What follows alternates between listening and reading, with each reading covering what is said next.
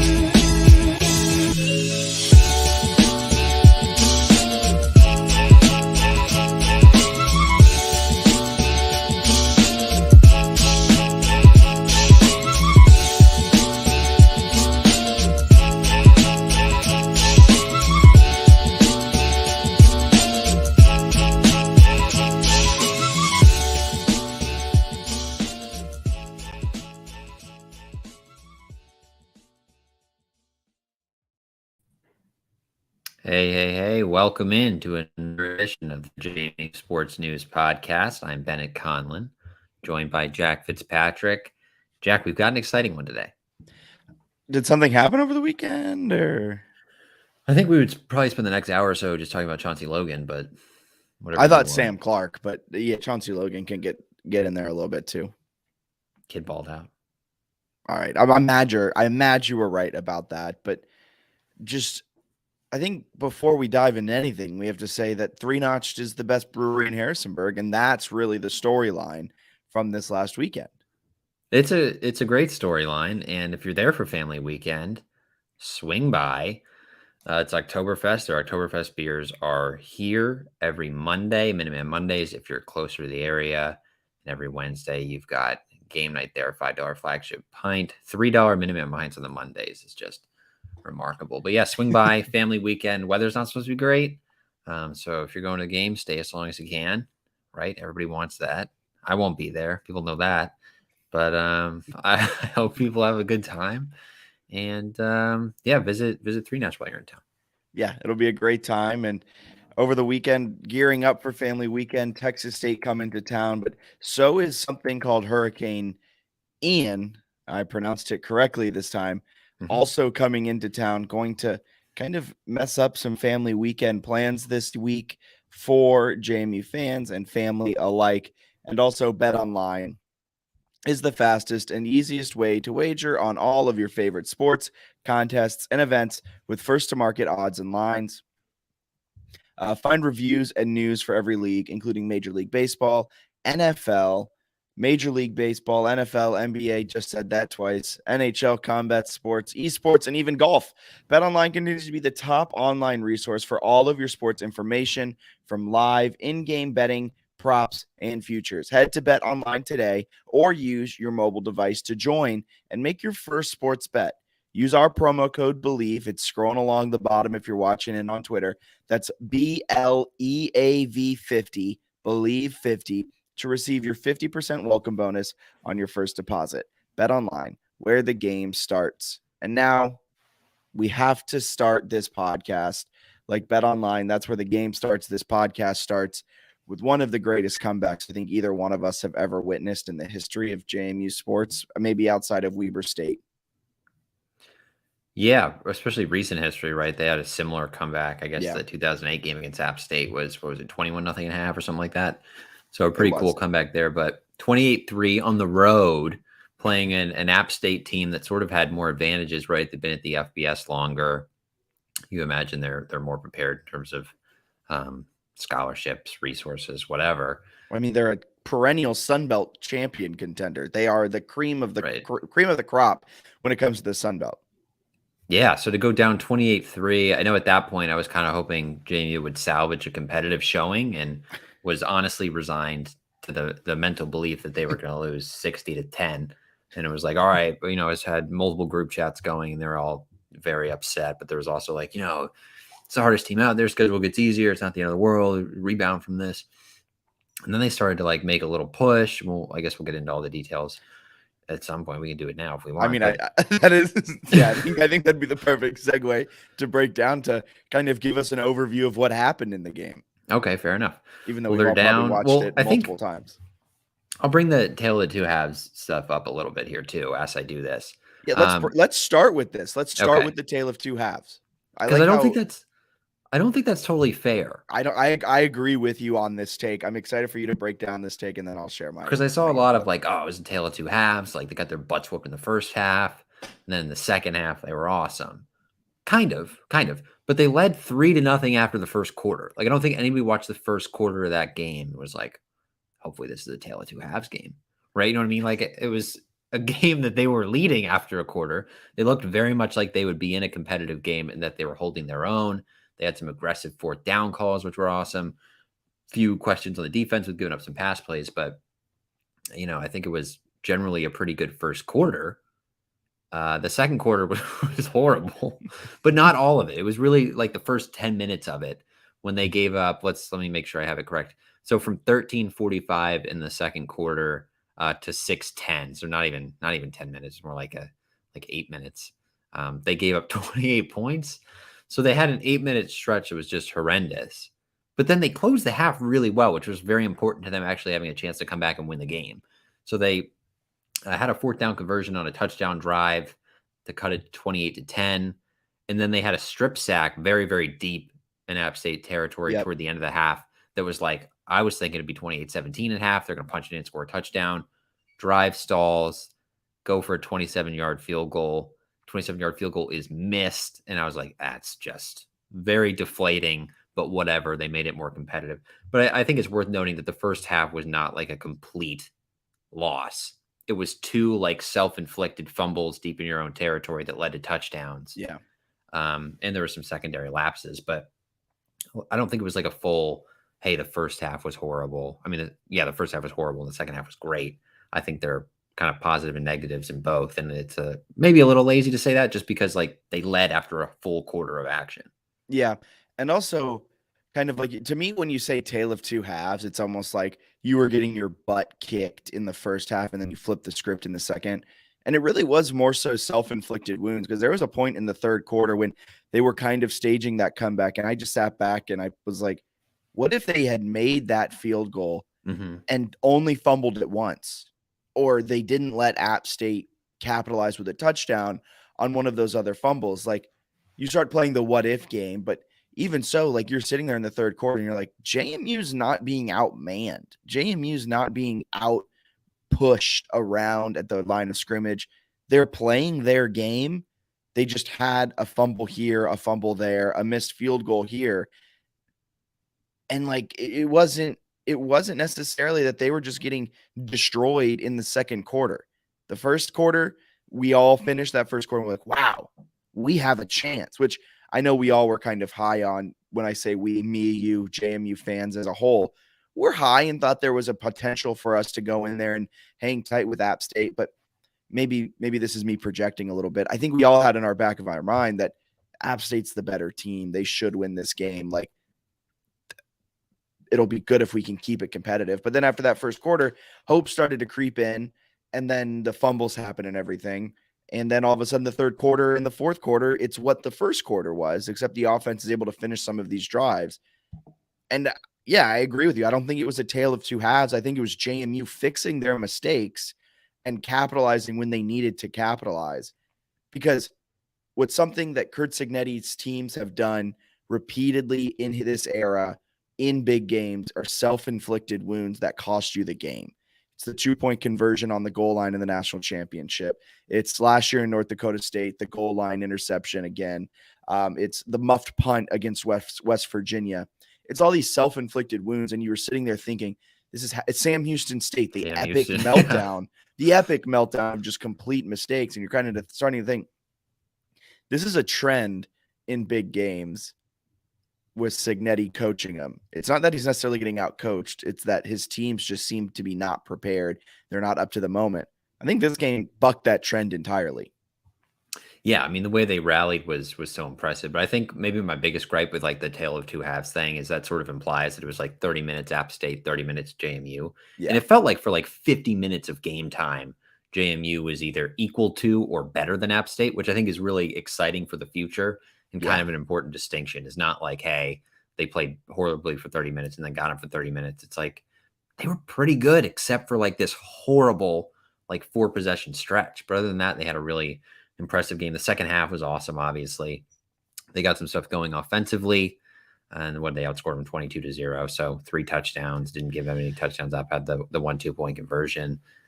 A gritty comeback win, obviously a great win. There's a lot of football left, but I think this is one that, especially as the fan base, right? I feel like there are way too many fan takes from like all fan bases, not just JMU. They're like, got to win the next game, got to lock in. You can't overlook Texas State. Well, I can, right? Like from my bedroom or me watching the game somewhere, I can absolutely overreact to a game and not look ahead to Texas State because it doesn't really matter what I'm thinking because it doesn't impact the team. So like from a fan perspective, you can live on the App State game for as long as you want. Like this is going to carry me for a while. I think it carries me too, just being in North Carolina and like Boone is 2 hours north and just there's some like it just feels a little bit better. Also, the fact that App State's like so hurt about this game, which I mean, rightfully so. You blew a lead. I was listening into a snippet from the Black and Gold podcast. I forgot who shared it. It was, I think, Evangelista or some JMU fans shared it. But it was just kind of hilarious how wrong they were about the game. And this makes me feel like I'm all high and mighty. My opinion's the right one when it comes to this game. Gosh darn it. But they were like, JMU didn't win that game. App State lost it. We were dominating that game, and we just gave JMU the opportunity to win. And I think that's the just complete wrong lookout to this game. Like, JMU dominated as much as they could outside of their self-inflicted wounds. They held a 33-minute time of possession advantage over App State. They look like the better team. Their RPOs were just slicing and dicing the App State defense all game. JMU looked like the bigger, faster, stronger team, especially in the second half.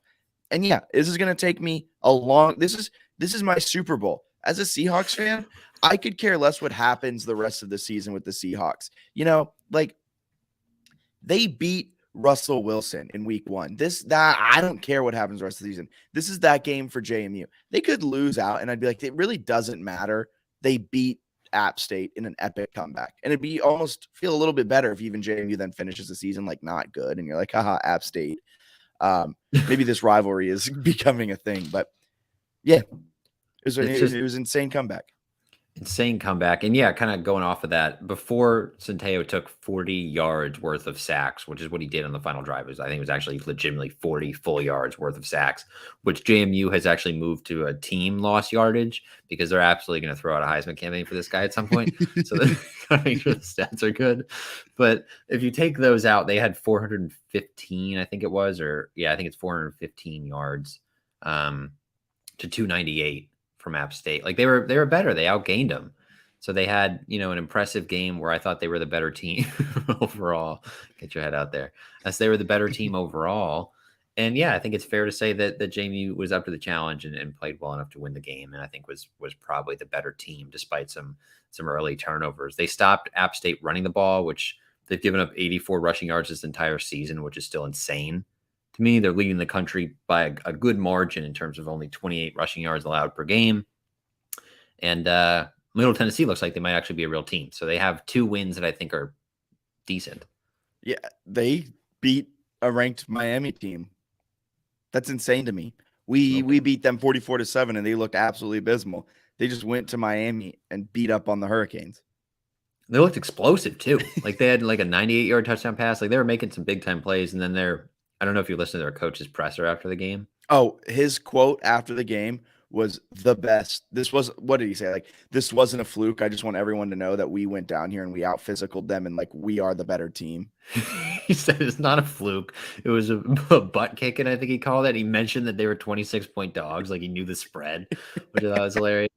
And then he was talking about how they were tougher than them. And he goes, just proud of the guys came down here and knocked those suckers off. Good for him. I love that. That's fantastic. That was pretty funny. What else? I mean, we could go into takeaways. We talked about Tale of Two Halves, but I mean, I wrote some notes as I was watching the game as like trying to put it like, oh yeah, as you read it, it's just like sad. You're going down. The things I liked, aggression at the beginning in the first quarter. I liked their aggression. Run defense was always good in the game. Probably helped that Harrington was like the main back, which is RB3 after Peoples and Noel kind of got banged up. Well, did have a rushing touchdown, but didn't get a lot of run. And then not likes pass defense, mistakes in parentheses, common in big games, not playing to the moment, didn't take advantage of turnovers, and this played flat anytime we are away, like away from home in big games. And then offense has moments. Kalon is running back one. Latrell, this was written right after his fumble. Latrell ain't it. Maybe I was a prisoner of the moment. I think a little bit, yeah. But can we talk about Kalon Black real quick? Is he running back one? Did he take that? Did he Wally Pitt Percy? I think if Percy's healthy, he's probably running back one. The issue is, and I haven't really heard anything on his status. Yeah, nothing about like at all this week. I don't know if anyone asked. Maybe I just missed it. But he didn't play. He didn't suit up. There was no explanation. I have heard no explanation since. But Kalon Black, I think Kalon Black makes more sense as like a top back over Palmer a little bit, just because I think he has more burst. I think Palmer is a change of pace who can be really physical, especially later in games, kind of like they actually did use him in that national championship a few years ago when it didn't make a lot of sense, but he was having like fourth quarter run down 14 and was getting a bunch of big plays. His like career stats are also sneaky good. Like Palmer's been very consistent. He averages like 5 yards a carry over like 300 carries. Yeah, he's really solid. He can bust out a big gain here and there. He does have a little bit of a fumbling problem though.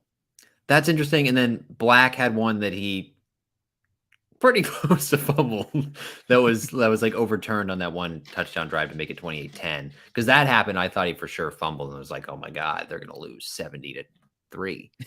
But they obviously came back. But Black's like burst and speed is huge, but then he's also not like, he's not just a fast guy who like when he gets hit, he just crumbles. Like he's kind of hard to bring down. Yeah, and I broke it down in a little bit of a film breakdown over on our Patreon. Kalon Black's vision and patience is elite, like elite level. His ability to wait, see the first hole close, and wait for a second hole to develop. On his rushing touchdown, there was one hole that he could have hit, and then at the last second, he cuts in to a secondary hole. And that's how he scored. If he went with that first hole, it's a gain of 2, and I think they were on the 3, and you just don't get the touchdown. Instead, he cuts it in and gets the touchdown. There was another one on one of his first carries. He busts it for like a 19-yard gain, and same thing. He hits the hole, and then he kind of runs parallel to the line of scrimmage without ever going backwards, and then finds that secondary hole and hits it and goes. Kalon Black's vision, patience, ball carrying ability, all of that are really, really fun to watch. I'm excited for him to step into a bigger role, maybe as this season goes on, but especially next season once Percy graduates. And hopefully Percy is healthy because, I haven't seen anything about what's wrong with him at all. Also listening to the announcers trying to announce his last name, and then the play-by-play guys just call him Percy. I thoroughly enjoyed the color commentary in that game. There's going to be no drama in this one, folks. Looks like it's a drama-free day. And then by the end, they're like, oh my God. What does that do to the Mountaineers? So that was pretty enjoyable. I had a couple other offensive notes. Early in the game, especially, they used the tight ends in the passing game, and it was successful. Drew Painter made some nice catches. Him and Horton getting involved, I think, is a positive. The secondary receivers, Reggie Brown and Terrence Green, were awesome. Chris Thornton, 1 catch for -1 yard, did catch the 2-point conversion. But if you go back to and you look at some of the film, Chris Thornton, there were a lot of spots where they were putting like 2 bodies on him and really trying to stop him. If you look, you mentioned Kalen Black's touchdown run, the play before that. So it's the Jalen Walker interception, then 2 Black runs. On the first run, they motioned Chris Thornton from, I think it was the slot, but he motions over and then sort of runs toward the sideline, and it freezes like 2 players and lets Black easily get 6 yards, which put him at like the 4, or I guess 5 yards and put him at the 4. So like there were little things like that where Chris Thornton, what he did in the first 2 weeks, I think really distracted App State. But for Kalen Black, for Reggie Brown, for Terrence Green to all step up and have huge games when those are like not necessarily the stars of the offense, I thought was really impressive, especially given the stage. Yeah, Chris Thornton's ability to impact the game while not getting any catches was awesome, because I think the reason Reggie Brown had 4 catches for 81 yards with a long of 42 was because everyone was keyed in on Chris Thornton. And I think Reggie Brown could have been Terrence Green. It could have been Devin Ravenel. It could have been any of those guys, but it just so happened that Reggie Brown was the one that was getting the hotkeys and was getting the looks on the RPOs and was able to kind of pad his numbers a little bit. But he had himself a fantastic game, was really fun to watch. But Chris Thornton did have a huge impact on that game despite only having 1 catch. Yeah, he was awesome. I think the other thing you did, that you mentioned that film breakdown, which was awesome, by the way, on Patreon, where you can check that one out, where you look through some things and you did a lot on sort of the play action pass, sometimes to Reggie Brown. It's so hard to defend them. And like, I don't know if they're going to go 11-0 or like beat up on everyone. Right. But they're real quick, as you go into this, Peter Mooney did just ask us a question on Twitter. And if you're watching right now on Twitter or YouTube, drop a question in our replies, in our Twitter replies, or in the YouTube comments, whatever it is. And you just mentioned undefeated. He asked us, putting the cart before the horse, does JMU go undefeated? I'm going to say no, but I will too, but I know where you're going with this. They're going to be tough to defend because like the rushing attack is good, even if Percy's hurt. They have a really strong offensive line. Centeo is mobile. Obviously, we'll see kind of how the shoulder hangs in there for an entire season. He sounds like he banged it up a little bit. I don't know exactly which one. I would maybe guess not the right one, but who knows? Whatever it was, he gutted it out in the game, so you would think with some treatment, he'll probably be okay. But they can run it. Yeah. Centeo can run it. He can sling it. They have multiple receivers who are good. But you showed in the film breakdown, so many App State defenders, like safeties and linebackers, when they would run play action, were flying to the line of scrimmage, where it's leaving Reggie Brown one-on-one in a slant. And if you have him or Terrence Green or Chris Thornton, any of those guys, even Devin Ravenel, one-on-one, most of the time in the Sun Belt, I think they're going to win those. And not only that, they then it was man coverage, and they would pull their safety from the box. So from the top, they'd pull one of their safeties down into the box. So then they have a stacked box with either 7 or 8 guys. So you have a 1 high safety who typically was cheating to Thornton's side because they're playing man coverage, which leaves like trying to put this in frame, this huge space just wide open. So when Brown would take that cut, and it was also some great route running by Reggie Brown, where he knew how long the RPO was going to take to develop, where he was either going to take 3 steps and cut in, or right away would cut in. His 42-yard catch, he just went right off the line. His first step was in. Mm-hmm. So he knew exactly what to do.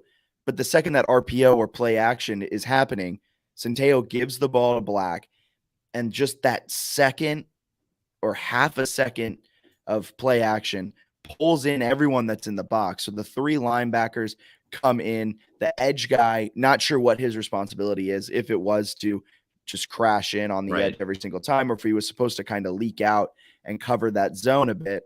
But every single time they would just take 2 to 3 steps in. The safety who came into the box would take 2 or 3 steps in. And then that's all the space you need. Reggie Brown one-on-one with a quick slant, boom, every time. And that's how they're just dicing up that defense. And then if you're going to sell out to stop the pass, then Centeo is going to give it to Black, or Centeo is going to keep it himself and run it. And it's just really a pick your poison. And Todd Centeo is the perfect quarterback to be playing this. Yeah, he's been awesome, right? And I think Signetti was like, hey, if you graded him out, he probably wasn't even at a 70 for that game. And he would admit that. So like, it wasn't even a great Centeo performance, but they ended up taking away his like huge losses. So he had 88 rushing yards and 209 through the air. 2 touchdowns. Like, he was still pretty solid, even though it wasn't like his best showing, but it kind of shows what he can do in the offense. And then even quickly defensively, I think the thing I really like about them is that the defense, like the defensive line, is built. It seems like it's built to stop the run first. I Yeah. feel like so like they're good at stopping the run. You got Jalen Walker up there. I thought Mateo Jackson was really good alongside Walker when they were trying to stop the run, and they had Jackson in there. And Mateo so Jackson's a fantastic run stopping linebacker. yes, It's a shame that he doesn't have like the top end speed to be, an every down backer. But when he's in there on obvious run situations, he's good. he's so good. And then Torres Jones does a nice job in some of the coverage spots. It's a really good group. But I like that the defensive line is able to create pass rush pressure, but they still feel like they're like a run stop first unit. So like Edwards and Carpenter and Ukwu, those guys can get after the passer, but they're not just like straight speed guys. Like they're in there and creating some things that they can do against the run. And I feel like that's where they're at their best. They can still pass rush. And they also dialed up blitzes like later in the game so well, where it's like those guys are stopping the run. They're focusing the offensive line, and then Surratt had a sack. I think Jalen Walker got close to coming home at least once or Yeah, he twice. got a Like they QB were, hit. No yeah, sack, though. they were really getting to him with some of the blitzes, plus the defensive line. I think Chauncey Logan at corner was really good when they put him in man and looked like shockingly confident, in my opinion, for a true freshman. No, he was making some plays where it was like one-on-one with him. He had the near interception. The near interception was pretty incredible. You got to give him some credit for that.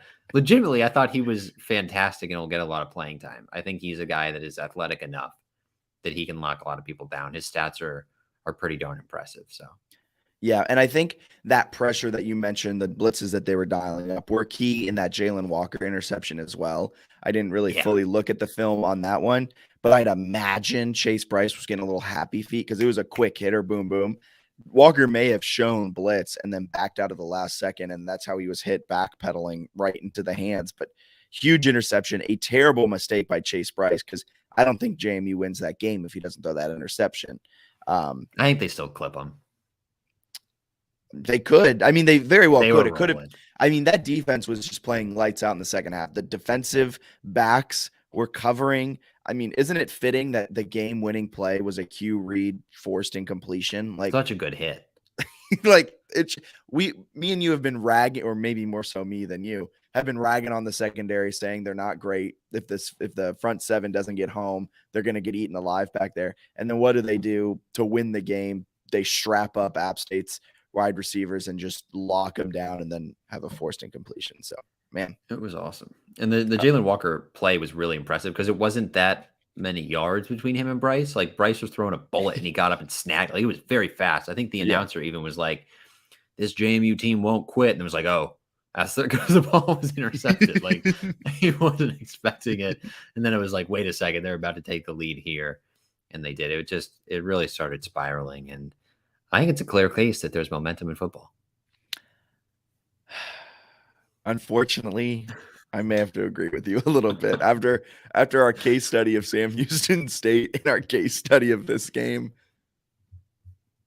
I don't know if momentum is much of a thing as didn't we have an entire argument about momentum on this podcast? I think so. I guess you could argue that it's just like confidence, but I think I was going to say it's confidence. Our friend Dom texted up in the second half and was like, "Oh, App State's folding," and I think that was kind of true. Like they kind of, once it started to really unravel, it was like, I don't think they're getting it back. Yeah, and App State fans were not happy.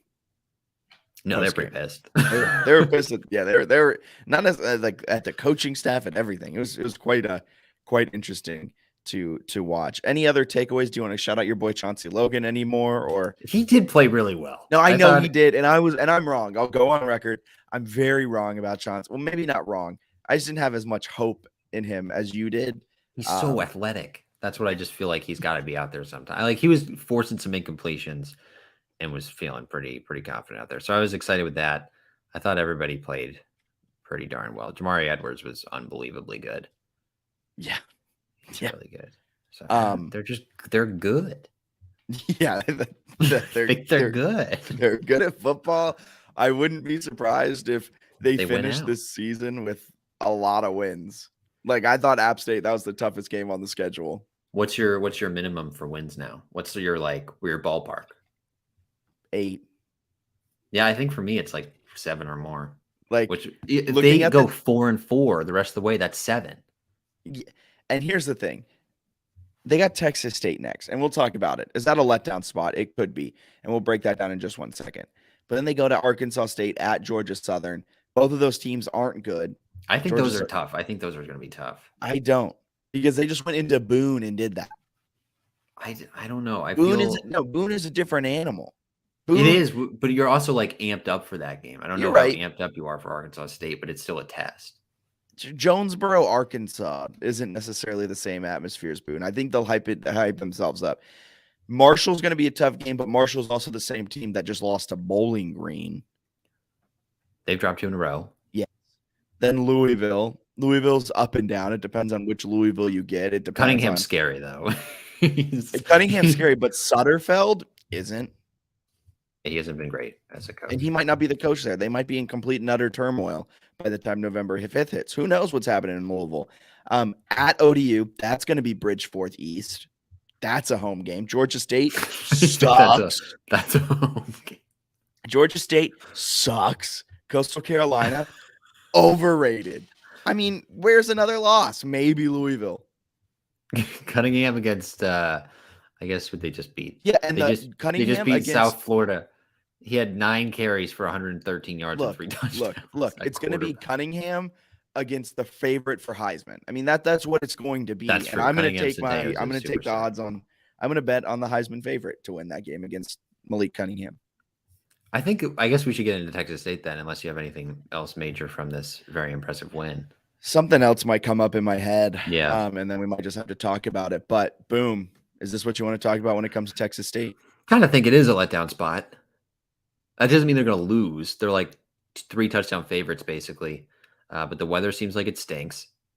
Which it's family weekend, which is like notoriously a quieter sellout, which I know I'm being a little harsh there, but typically the families aren't as loud as like if people are coming from out of town who really like are coming just for the football to watch the game. Sometimes it's families who don't care about football that are showing up because it's what you do on family weekend.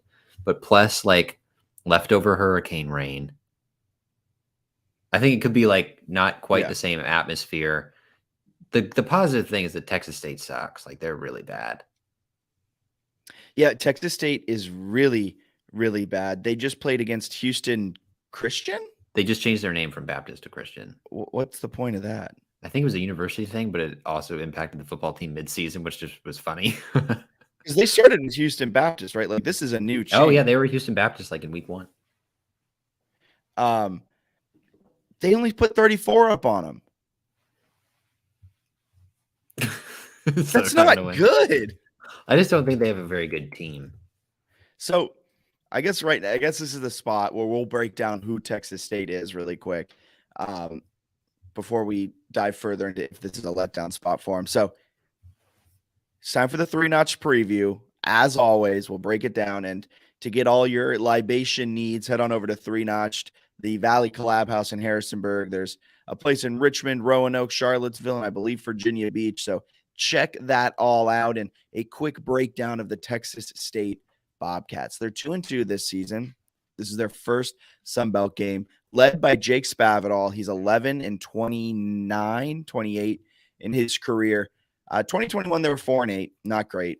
Against the spread, though, if you're into betting, they were 7-5, so a winning record against the spread. This year, their win over-under was set at just 4.5, and they're halfway there, man. They're halfway there. This 2-2 record is the best start since 2016 for Texas State, which is sad. They're not a good program. Their EPA is minus 1.44, which is 71st in the nation, minus 4.4 in offense, minus 2.1 in 7th in defense. And they have the 7th most returning offensive production in the nation, yet they're one of the worst offenses in the nation at the same time. SP Plus, they're minus 19.8, and that is good for 124th in the nation of 131 teams. Point per drive, their net point per drive is negative 0.95. Defensive points per drive, they only score 1.4, and they allow 2.3 points per defensive drive. they're not great, like at all. There's nothing redeeming about this team. Probably fair. They have a couple individual guys that I think are fairly interesting. The quarterback, I don't think is terrible. And Lane Hatcher, he's got 10 touchdowns to 4 interceptions, averaging 266 yards a game. And then the one receiver, Ashton Hawkins, is actually been really good. 34 catches, 308 yards, 5 touchdowns in 4 games. He had 13 catches for a $114 and a touchdown against Baylor. Yeah. So he like there's at least a guy that there's like, oh, okay. They have a go-to receiver who could stretch the defense. I mean, he's had a touchdown catch in every game so far. So that'll be interesting to see how they try to stop him. But they're not great. I think Spavital probably is close to the hot seat, I would think. Like I think at some point with the Sun Belt getting a lot of traction, they would want to win some games. So it's a program that's kind of down on its luck and needs some things to go right. But I don't know. If they show up, they at least have a couple guys that could, if JMU is flat, can make it interesting. Yeah. Awesome. So is this a letdown spot for JMU? I think so. It doesn't mean they're going to lose, but I think it's definitely not a great spot. I think because the weather doesn't help in terms of like the atmosphere. I don't know. It doesn't. I'm not blaming anyone who like doesn't go in the rain, but it's just probably not going to be quite like what they're. If it was 75 and sunny, I think there'd be more people in the stands, even though it's a sellout. Right? I don't think that's necessarily debatable. So yeah. Interested to see how they respond to it. I know Signetti's got them locked in on like, hey, don't want this to be a letdown spot. Don't want this to be a letdown spot. Like you got to show up and play well. Yeah. Do they have the mousetraps set out? I don't know if they've set out mousetraps, but that's the same thing, right? Like App State was doing that, and they kind of had a letdown against Troy, I would say. Big time. Yeah. They needed a winner to win. So there's some pressure on this game for sure. But they are better than them. Like I think it's of all the teams on their Sunbelt schedule, if I could put anyone in the game after App State at home, it would probably be Texas State. Yeah, for sure. Texas State, not a great team, but maybe it's a letdown spot, but JMU's been nearly unbeatable at home. I think it might be a letdown spot, but Texas State's offense is like so bad that they might not even crack double digits against this JMU defense. That I wouldn't be surprised if the Dukes managed to cover the 22-point spread in this one just by putting up like 35. ESPN does like a little efficiency ranking for every team. Offensively, they have Texas State 119th out of 131 teams, which is the worst mark in the Sun Belt. They also have them as one of the worst special teams. They're 125th out of 131, a little better on defense, but it's not a very good team. Yeah, overall, I think CBS Sports has them ranked as the top 25 or one of the top 25 worst teams alongside Georgia State. Not a good look for the Sun Belt. But this isn't another App State. They're not playing like a Louisiana. They're not playing the Raging Cajuns. They're not playing one of the mid-tier Sun Belt teams. Like this is a bottom feeder Sun Belt team. So yeah, it could be a letdown spot. The JMU players could be listening to this podcast. They could be reading in the media. They could be looking at the film themselves and just say, damn, this team stinks. But I'd like to think that it's not, because I'm trying to think of another letdown spot in the Signetti era that actually became a letdown, and I can't think of one. They've been really, really good. It's just, I guess there's a higher, I don't know if this is that much higher of a level though. Like, is Texas State drastically better than like Villanova? I don't think so. Probably not. Man, yeah. So, yeah. I don't think there's not much for me to break down with this Texas State game. Like, oh, here's a question for you: Do you care about the Everett Withers storyline? Kind of. I think it's kind of fun, but I mean, he's not there anymore. He left the program in worse shape than he found it, and then he failed upwards to be like the defensive backs coach at the New York Football Giants. Mm-hmm. So it's kind of funny that it's like the Everett Withers Bowl, but it's just, I mean, he left as much as we hate Everett Withers, he's a key reason we are here. So like, I find like he was not a great person, like when it came to like handling the media and just like being weird and having to watch the film and all of that. But like, he was a key piece in getting Vad Lee to JMU. He was a key piece in setting up the success. He just couldn't coach defense. Like an entire 33% of the game, if not more. He just like forgot how to coach when he was like a defensive specialist. So while we all hate Everett Withers to a point, I think we're an X that are still upset at our X, but we're in a better place than we were with the X, you know? I think that was described beautifully. Yeah, it's one that like I don't really care. I have no like ill will toward him because even as much as like he was kind of abrasive and stuff, I got to um, watch the film to confirm that one. just some weird stuff with the media and was just kind of cranky sometimes, and obviously was very quick to like leave. Was looking kind of for every opportunity to not coach an FCS team. Yeah, he did like, and even the uniform stuff, like as dumb as that sounds, like him championing like different uniforms was like kind of cool. And I think maybe helped in recruiting and gives them like all these Yeah. different looks that people can look like. There's some positive things that he did. So I don't care. And it's also again, like if they played Mike Houston in ECU, that would be Yeah. electric. To me, that Yeah. like if he was there, him not being there and having a horrible tenure, and now I don't know what he does currently. Actually, I I think he forget. won like 2 games with Texas State. I think He's he with South then left, Florida or something now. but No, I it's don't think Temple. he's It's Temple. That's what it was. but He's not a with head coach, Temple. right? Not head coach. He's the associate head coach at Temple. So like I mean he hasn't really like stuck since he left JMU. He He didn't went even 2 and stick at 10, 2 JMU and really. 10, 3 and 8 from right. He wasn't in JMU for very long. So I don't really have any hard feeling. Like I don't want to beat Texas State more because he was there. Like it just doesn't mean anything to me. I did see Jordan Brown tweet something. Mm-hmm. Let me try and pull it up so I know exactly what he said. Jordan Brown has a weird name on Twitter. It's not Jordan Brown. Oh, what is it? The other He put, storyline that I'll stall and say is interesting though, Harry O'Kelly's younger brother is the punter for Texas State, which I thought was fun. And Harry talked to the DNR and Noah, and he had a quote in an article that I thought was pretty funny, where it was like, if he punts a lot, I get to see him punt a lot, and it would also be good for JMU. So that's sort of the best of both worlds. he's away with So words. he can root for his brother to punt 12 times, and JMU will win by 50. So it's actually an interesting spot for him. He doesn't have to root for Texas State to win. Sounds awesome. I don't know what his @ name is on Twitter. I don't know either. I'm gonna look this up. This is what we all tune into the JMU Sports News podcast for. Yeah, especially live. All right, whatever. I'll figure it out and tweet it. But it was just something like kind of throwing shade at Everett Withers, which I thought was quite interesting. So I think for some of the old players who played under Withers and kind of were burned by him, both Maybe in he his needs a brother. coaching abilities and his just reasoning to leave. So sorry, he's really bad at like coaching defense. It was pretty impressive that like the same players that were giving up like 50 to Colgate the next season were able to follow it up with a national championship. Like the best Like, defense what are at you doing? JMUC. Like, Yeah. But yeah. But yeah, that's interesting on those fronts. I do think the Arkansas State and Georgia Southern games after that are, and we'll get into them more, obviously. I think those are little trap games. No. I think those are tough. Arkansas State's not that bad. I don't think Georgia Southern's that bad. Okay. And they're on the road.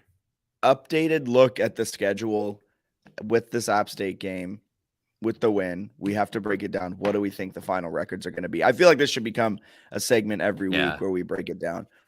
Give me your updated prediction on how this season ends. I think they're going to go 8-3. Okay, where are their losses coming? They're gonna win. They're gonna win 10 games, aren't they? That's what's so hard about it. I'll say they lose to Louisville. Okay. Even though I don't know that's guaranteed. I kind of think Georgia Southern clips them. Why? It's just a feeling in my okay. Why? Because I don't think they're that bad. They throw it a ton and have pretty good skill guys, which I think is probably the best recipe to beat JMU. It's on the road. It's before Marshall, where I think there could be a legitimate like game day buzz by that point, where it's like, hey, you beat Georgia Southern, you might be hosting game day, which that's a whole nother story. Some people don't like game day, I learned. But I think they could lose that one. Like I think it's like kind of a trap game on the road against a team that's getting better. So I could see them getting tripped up there, and then you lose to Louisville, and then like at ODU is hard, and I think Coastal's still hard because depending on McCall's health, they've got some pretty good players. Okay. Realistically, though, that's probably not going to. I think they could win 9 or 10 games, actually. That's probably more realistic. I think they win 10 games. They're so good, man. I think they go They're undefeated going to in win Sun out. Belt What if they play. win out? I think they go undefeated in Sun Belt play and lose to Louisville. That would be insane. This one's a good.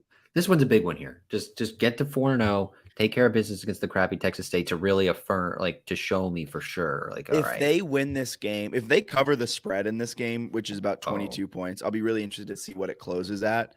But if they can cover the spread against this game, against Texas State, I'm fully bought in. I'm 99% bought in, but this would just push me completely in. And I'll be on Twitter petitioning for the college football committee to let us in.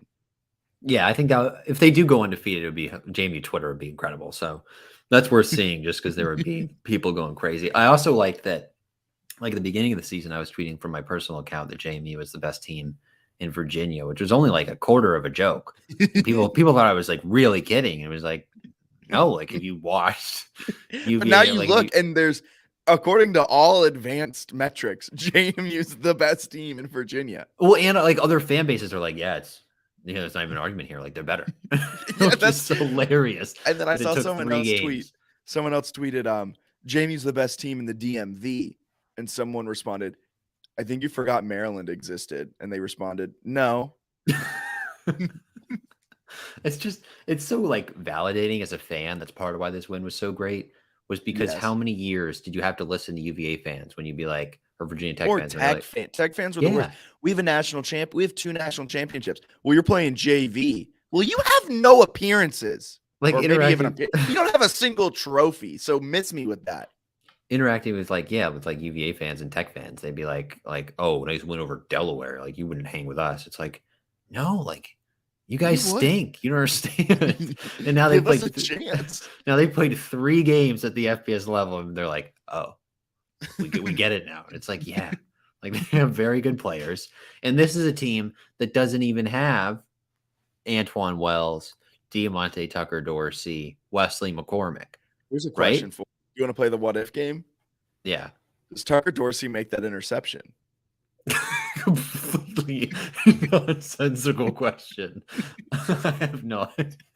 That was the best what if. I thought you were going to say, like, what would the score have been if they had all 3? Does Tucker Dorsey make? Here's a question for you. Does Antoine Wells catch the deep ball that Terrence Green caught for a touchdown? Yes. Yeah. Probably. He's pretty good. Yeah. I'll take Chauncey Logan over any corner any other day, though. I mean, Chauncey Logan will soon be playing wide receiver in his high. That's actually a take I do want to share here. Kurt Signetti, if you're listening, and we know you are, there's no reason. Maybe you sort of experiment with this later in the season, but really do it next year. Chauncey Logan should play wide receiver and cornerback. He'd win Heisman pretty easily, Desmond Howard type thing. We Thomas at Dookie95 had a little chime in about Everett Withers, and I think this is a good point. No ill will to him, just still can't believe he thought that was a job upgrade. That's why I want this game. That makes sense. Okay. I like that. I like that. Yeah, that was pretty dumb. Even in the moment, that felt really dumb, where he was just like, I got to get FBS. It's like, yes, anytime you can be like the 13th best team in Texas. And also, I love when the Sun Belt wasn't good then. Like the Sun Belt's had this resurgence like recent in like the last 3 to 4 years. Really since COVID, when COVID hit and like App and Coastal were like ranked and we're going crazy, and then Coastal plays BY. Yeah, I think COVID put Sunbelt on the map. And then when Withers left, it was just a clear step down. Like you're building this FCS power that's going to compete with North. Well, maybe if he stays, that's not going to happen because again, he can't play defense. He can't coach defense. So JMU probably would have continued to lose to Colgate in the second round after getting a bye. But yeah, that was just that wasn't a step. I like that point. That's a good point. And then of course JMU upgraded to a coach who would never have lost to Colgate in the second round. So, oh God. But anyway, no, it's kind of interesting to see. It's actually kind of fascinating to see because JMU's culture is so good. And this is a real point that I have.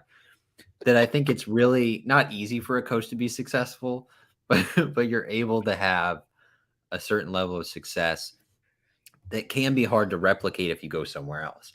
Like Mike Houston has done a pretty good job at ECU, but they just lost to Navy in overtime when they're 2-2, and they got some cranky little fans now.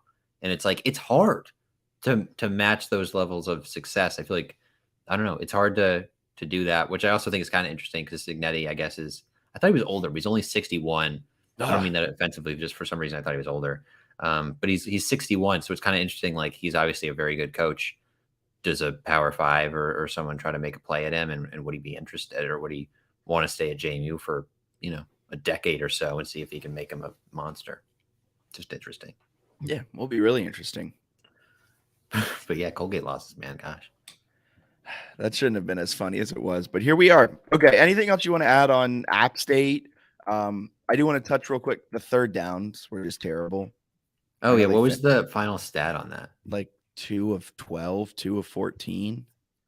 2 of 14, and then 3 for 6, which was really 3 of 5 on fourth downs. Fourth down aggression, I forgot to mention that.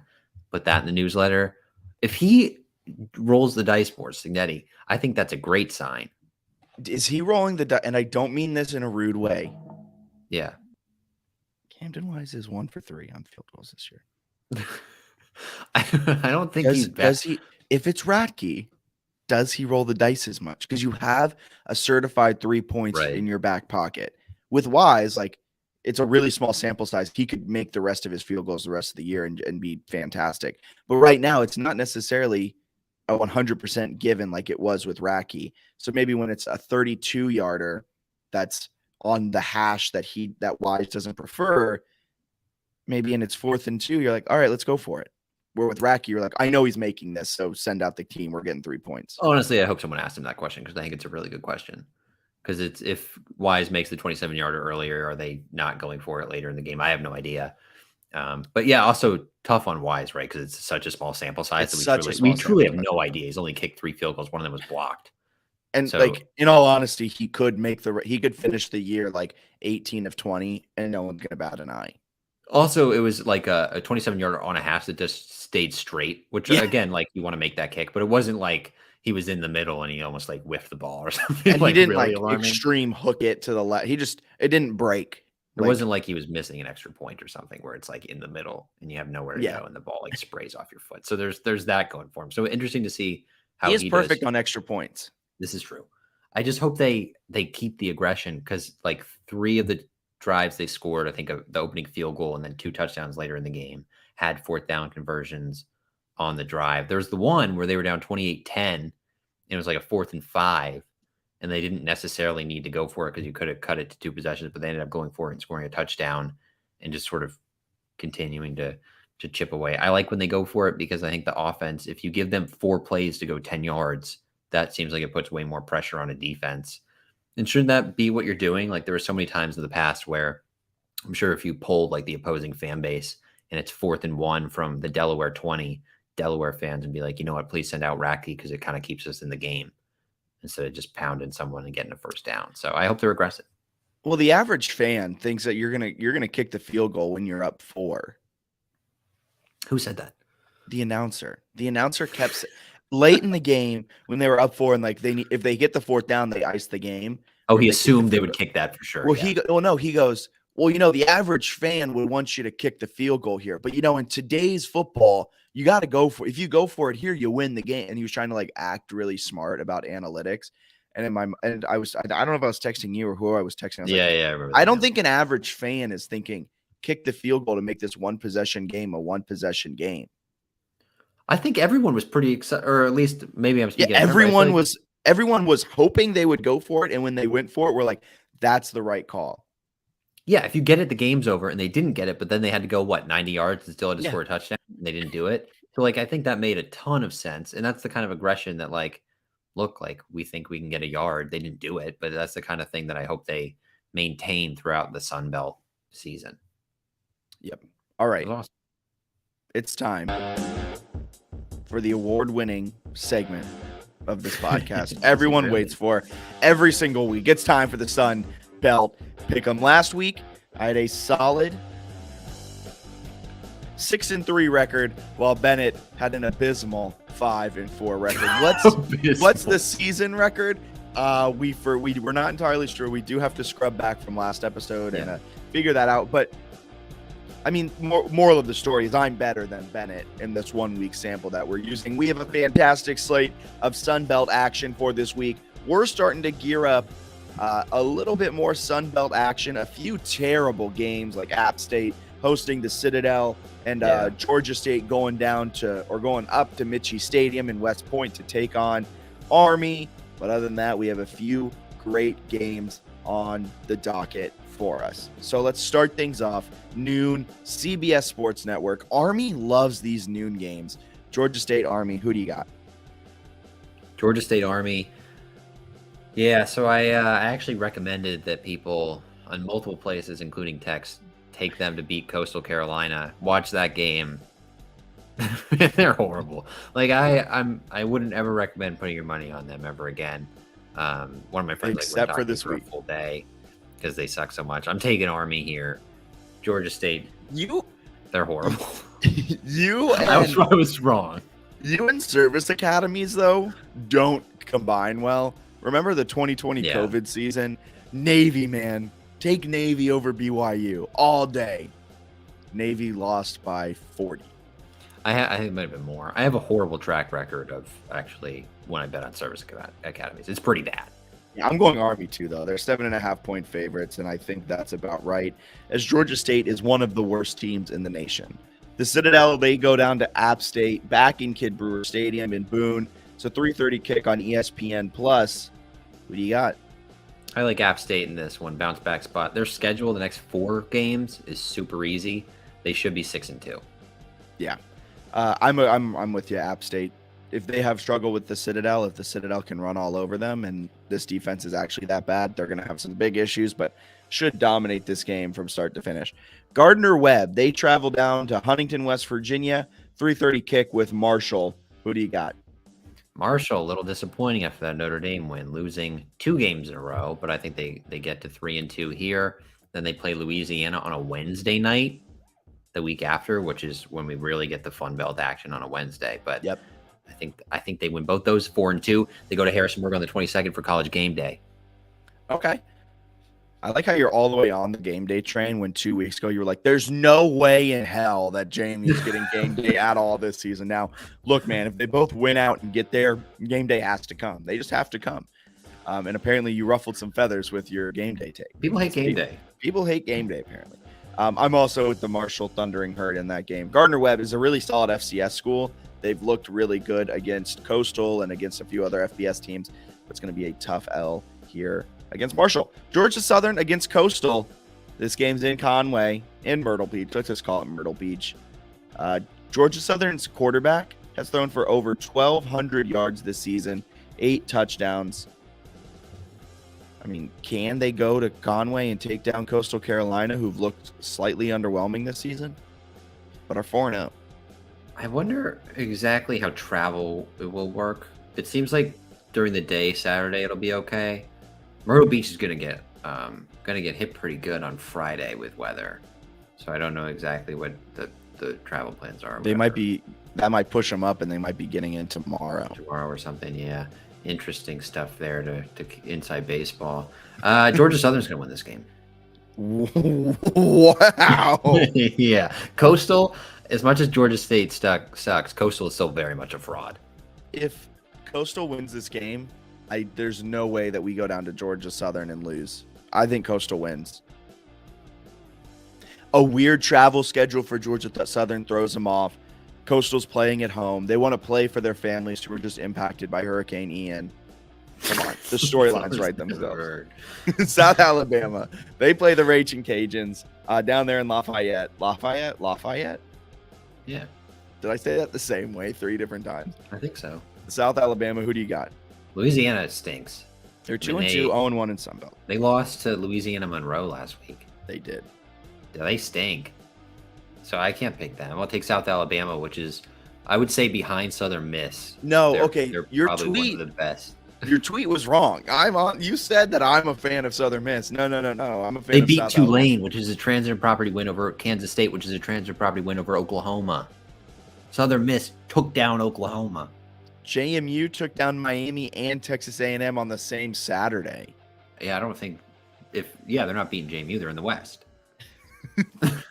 No, I know, but I'm just saying. I think if we're talking transitive property wins, that's a more. You think JMU is going to win the East? I mean, You they think they're gonna have the leg up now. They You have think a you huge said they're leg gonna go up. undefeated in Sunbelt play, so Yeah, would they lose? How would have lose to. the Yeah, East? they're good. So that's in the East. So their transitive property wins are equal to Southern Miss. So therefore, you think Southern Miss will win the West? No. So I'm taking South Alabama as well. Liberty goes to ODU in Norfolk. I mean, this is an easy pick. Who do you got? Liberty's only a 3.5 point favorite. I think Liberty's quarterback might be banged up, but I don't know this for sure. But he's really good when he's not hurt. So who's your pick? I'm gonna take ODU. I'm gonna go Liberty because ODU's offense makes me sad. Scored 29 against Arkansas State. Cool. I could score 29 against Arkansas State's defense. UL Monroe takes on Arkansas State. Who do you got? Arkansas State's going to bounce back here and win this one. They're going to be highly confident going into the JMU game, which is a trap game. I'm going to go Monroe here because maybe they're not as fraudulent as we thought. Maybe they're not as bad as we thought. Maybe. They are 2-2. Arkansas State's just 1-3. And then wrapping things up before our JMU pick, Troy, Western Kentucky. Who do you have? Western Kentucky, by the way, I don't know where they're finding quarterbacks. It's insane. They Bailey Zappi last year. They have a D2 transfer who starts for them this year. But they brought in the West Virginia transfer who's the active passing yards leader. And this D2 transfer beat him out. Yeah. Is now tearing it up. He is tearing it up. I'm going to say Troy. That's a wrong pick. It's Western Kentucky. Who's Western? They have somebody that I know. They had Bailey Zappi last year. It's like a coach. There's some coach that has some connection to somewhere, and I'll look it up. It's probably super irrelevant. All right, and last but not least, as Bennett looks this one up, it's 1:30 p.m. kick on ESPN Plus. Bridgeforth Stadium at Zane Shoker Field. Kickoff temperature will be about 59 degrees. Texas State comes into JMU on a wet and rainy day as Hurricane Ian makes its way through the Shenandoah Valley. It's family weekend, but there might be less people in that stadium than 25,000. It is a sold-out crowd, but that rain might keep people away. Texas State, JMU, who do you got? I'm taking JMU to win 35-17, and I believe what it is for the connection, since a lot of you want to know, I think he's the head coach at Western Kentucky is Clay Helton's younger brother. I'm so glad you told me that. I was on the edge of my seat, and man, am I glad I know that piece of information. It was as irrelevant as I had worried. But 35-17, JMU wins. There's a lot of rain coming down. But some people are there. I've already got confirmation from at least one person that they're going. And I know that this game is going to be electric. So I think JMU wins this game in an absolute slop fest. I think they win this one 28-3.